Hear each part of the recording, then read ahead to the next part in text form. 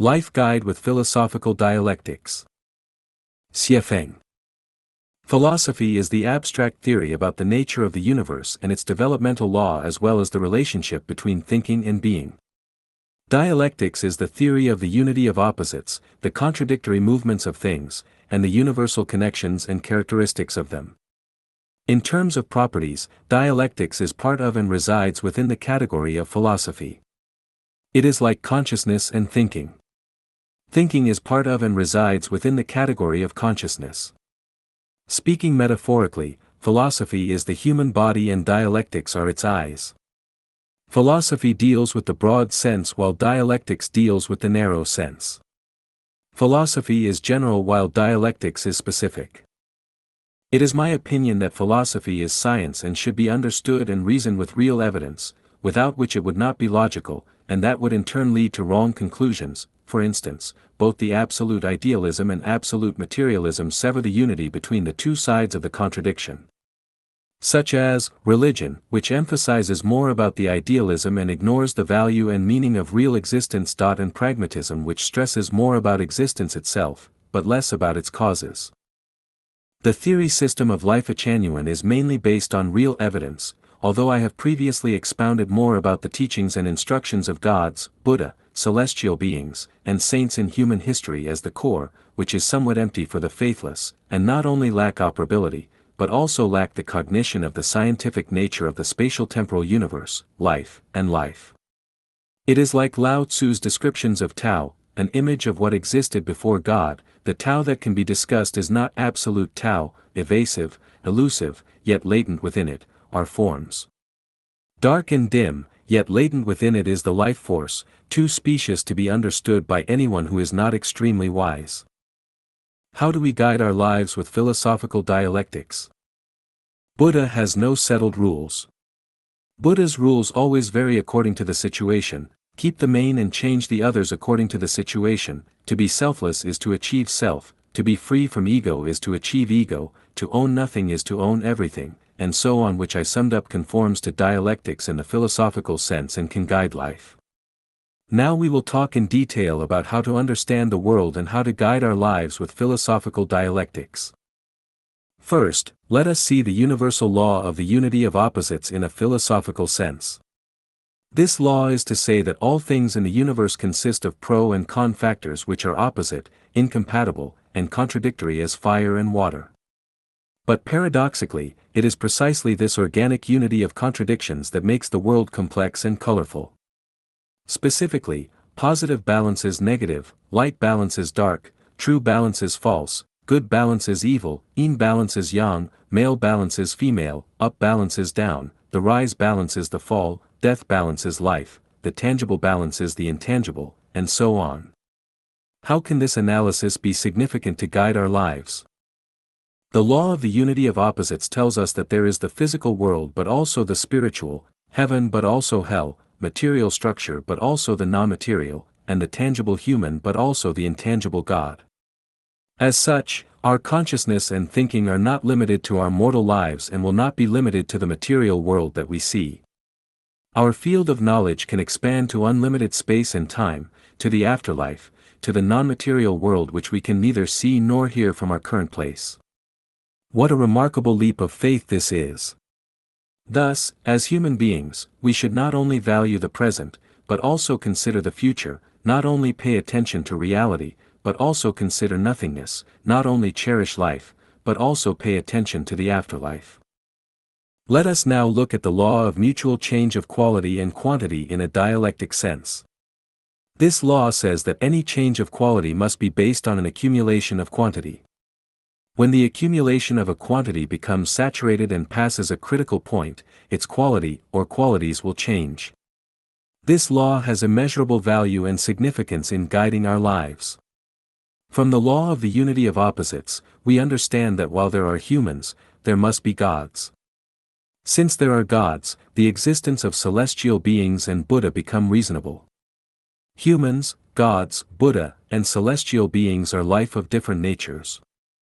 People have human nature, gods have divine nature, celestial beings have theirs, and Buddha has Buddhist nature. If human nature is to be sublimed to divine nature, there must be an accumulation of quantity, and the accumulation must develop towards the divine nature. 1,000 miles cannot be covered without an accumulation of steps, and there will be no rivers or seas without the integration of small streams. If one gradually accumulates a divine nature, then in accordance with the law of mutual change of quality and quantity, they will eventually become godlike. Based on the dialectic law of the negation of negation, we can conclude that new things must conquer old things. New things refers to those which are in line with objective law and possess strong vitality and broad developmental prospects. Old things are those that run counter to objective law and will die out. To determine whether a thing is new or old is to look at its nature, not its form or appearance. For example, many new religions have sprung up like mushrooms with new forms and manifestations, but their natures are variations fermented in old nests, and they are not new at all. Now let us look at the new methods, new measures, and new channels, with the aim of earning money across the globe, such as the transformation from traditional manufacturing industries to service and infotech industries, which appear new when seen from their form and appearance, but are still, essentially, ways to make money. Thus, they are not new because the nature of their profit motive has remained the same. As in the Yangtze River, the waves behind ride on the ones before, new generations excel the old. This is a reflection and portrayal of the law of the negation of negation.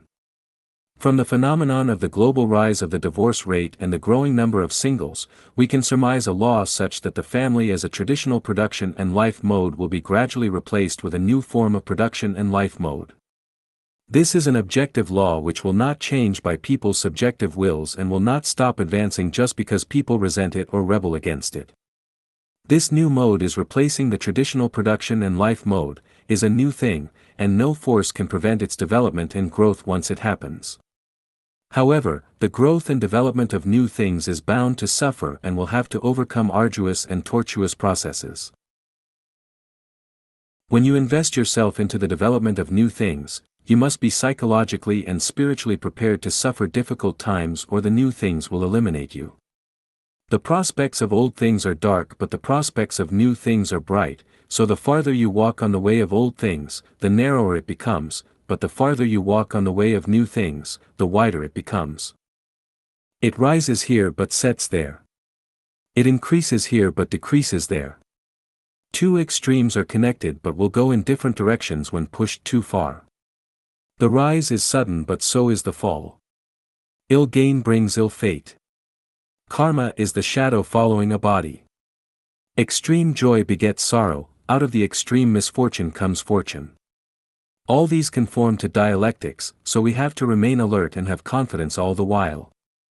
After we understand the universal law that positive and negative energies always balance out, we can deal with life affairs skillfully and easily. We know that when we constantly give and contribute rather than take and consume, we will accumulate many treasures, but where? They are reserved in the afterlife or the non-material world. Who will enjoy these treasures? No one can, other than the one who has accumulated them. Otherwise, the universal law that positive and negative energy always balance out would be violated. As it is a universal law, it is a necessary procedure. When you pay, you must receive. When you receive, you must pay. If you have given but have not received in the mortal world, then you will undoubtedly receive in your next life or in heaven. Otherwise, the universe would be unfair and untrue. Everything has its destiny. The total energy in the universe is constant.